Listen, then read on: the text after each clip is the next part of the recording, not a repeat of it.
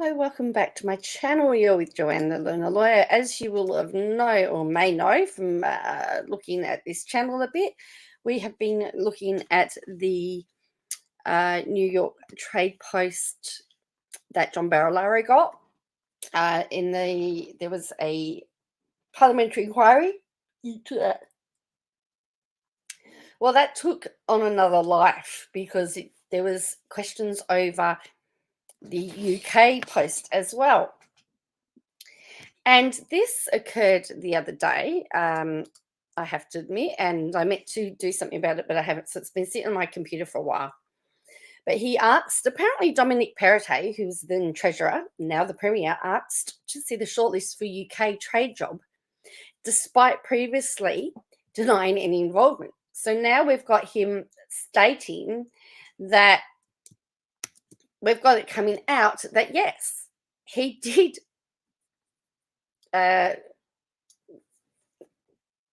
ask to see. Well, I don't know whether he's admitted it, but it's been revealed that he did ask to see the trade job. Now have a look here. You've got Stephen Cartwright, the Agent General, who got the job. You got Perrottet, you got Bruzman, and you've got Hazard. So parliamentary inquiry has revealed that when New South Wales Premier Dominic Perrottet was Treasurer, he asked to examine the candidates for the UK Agent General role, even though someone had already been selected. The Upper House inquiry into the controversial appointment of John Barilaro resumed the other day. It resumed the other day and was now examining the state's other overseas postings, because there's only been a few. I don't think everyone's been appointed yet. So Paul Webster, the current Trade and Investment Commissioner to the UK and Europe, gave evidence from London. He was originally deemed the preferred candidate for the Agent General role in 2020, but the job ended up going to Stephen Cartwright, who was a late entry into the process. Does this ring some bells? Emails obtained by the Upper House and referred to during the inquiry show the external recruitment firm hired by the government to conduct the search concluded the process in December 2020 and recommended Mr. Webster. His appointment had to be endorsed, and the emails reveal that an attempt to set up a meeting between Mr. Webster and the then Treasurer Perrottet before subsequent meetings with the then Trade Minister Barilaro and then Premier Gladys Berejiklian.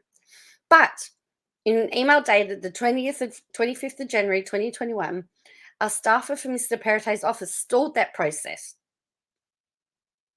The staffer said that an e-meeting could be scheduled with Mr. Webster. The Treasurer wanted to see a candidate.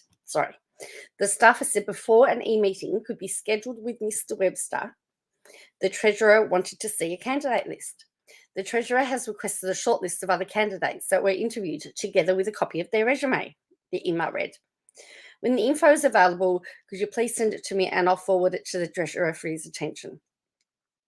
The inquiry had previously heard that a month after the email was sent by Mr. Perrottet's staffer, Mr. Cartwright applied for the job after a conversation with Mr. Barilaro. All roads lead back to Bruz. Today, Mr. Perrottet denied knowing about the independent recruitment process, had recommended Mr. Webster for the job. I don't believe I was advised that Paul Webster was the preferred candidate, the Premier said. Mr. Perrottet previously been adamant he had nothing to do with the recruitment of the Agent General position. Mr. Webster told the inquiry he never met Mr. Perrottet or Mr. Barilaro. While he didn't get the Agent General job, he was appointed by the state to be the Trade and Investment Commissioner in London. A report commissioned by Mr. Perrottet into Mr. Barilaro's appointment to the lucrative New York job found the process was not at arm's length from the government and noted possible breaches of ethical conduct. Mr. Perrottet said the review made it clear that the recruitment process was flawed and announced tighter news when the former ministers could apply for public sector roles. Mr. Cartwright was scheduled to give evidence on Wednesday, and I don't know, I'm just seeing when this was, the 31st of October. So this is dated, what is this dated? I know, I mean, So this was dated Monday the 31st of, oh, it's the 2nd today. Oh, that's tomorrow. Oh, no, that was today. So he would have given evidence today. So let's see if there's an update to this.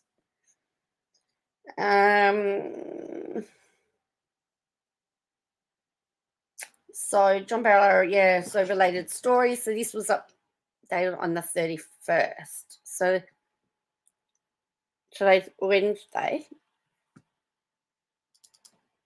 So let's see if there was a update for this. I'll just stop screen sharing. I'll see if we can find a search for it.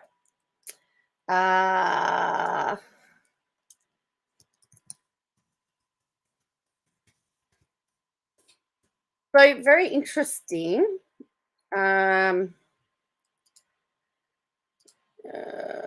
Very interesting. And who was giving evidence today? Mr. Cartwright was due to give evidence.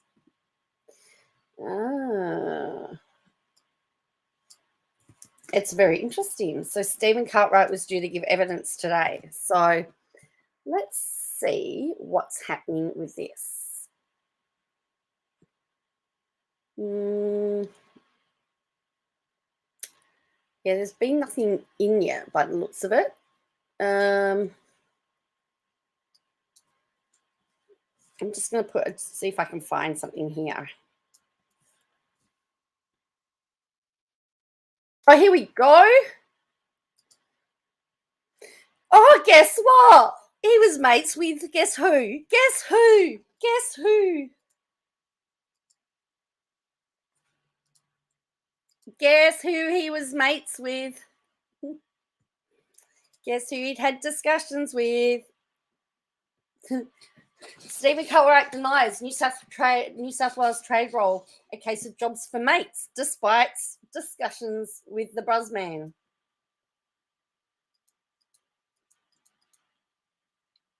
So, Agent General to the UK tells inquiry of open and frank discussion about salary and the London role with the then Deputy Premier. Remember, it was the CEO that was doing the job. You remember, if you remember her evidence, Amy Brown, yes, was saying that when she had troubles with negotiations, because he kept saying he was going to talk to the then Treasurer. The New South Wales Agent General to the UK, Stephen Cartwright, has refuted claims that his appointment was a case of job for mates after being encouraged to apply by the then Premier John Barilaro. Speaking from London before a long-running parliamentary probe into the appointment of the senior trade positions, Cartwright said he'd been approached by Barilaro about the job in February 2021 and encouraged to throw his hat in the ring. At the time of that coffee meeting between the pair, another person, Paul Webster, had already been put forward as a strong candidate for the position and was in preliminary salary discussions with Investment New South Wales. So Investment New South Wales was already, again, a case of deja vu. They were ready to give the job to somebody else, and somebody else, then we get interference. Wow.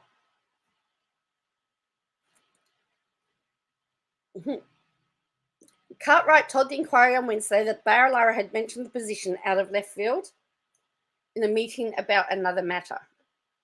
The Deputy Premier asked me if I might be interested in the UK Agent General role, he told the inquiry.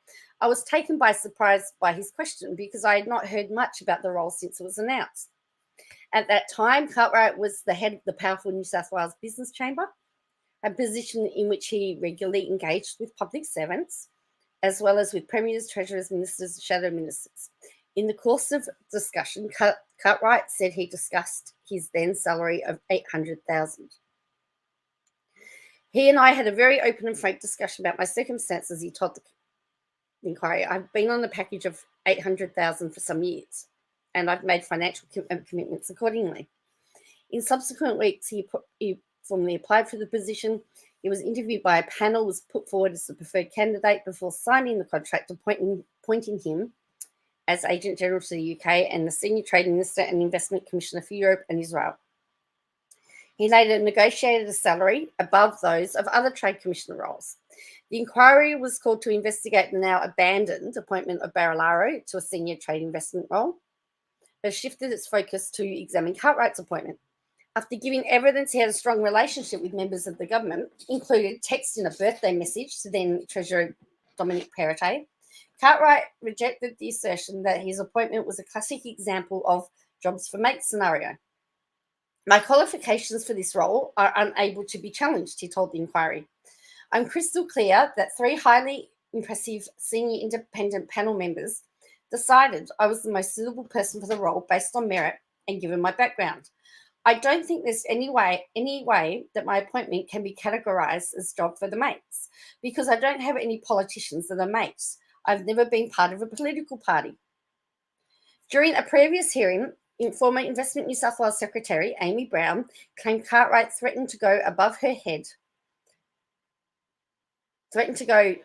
to the Minister or Premier during the salary negotiations he saw about $800,000.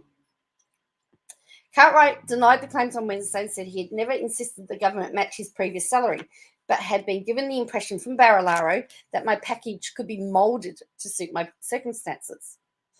Cartwright said he was offered the base salary and super package of $600,000 with additional benefits initially before it was revised down to $487,000 base and $113,000 allowance. He said his pay slip showed he was $10,000 short each month, an issue he raised with Brown, who he claimed refused to move on the issue. During the hearing on Monday, Webster, now employed in a more junior role of the UK and European Trade Investment Commission position, was informed he was the top-ranked candidate for the job. Despite this, Webster said he wasn't shocked to miss out. Following Cartwright's appearance, Labor confirmed it would call Perrottet to appear before the committee in November. We need to hear now directly from Perrottet about his involvement in the selection of Cartwright, as well as his knowledge about the appointment of John Barilaro to the New York position, said Opposition's Treasury spokesperson Daniel Mookie. So the Premier is going to have to face the committee. This is becoming really serious. I'm really interested to see what you think about this. We always wonder, well, I've always said that there was a bit of a bad smell to it.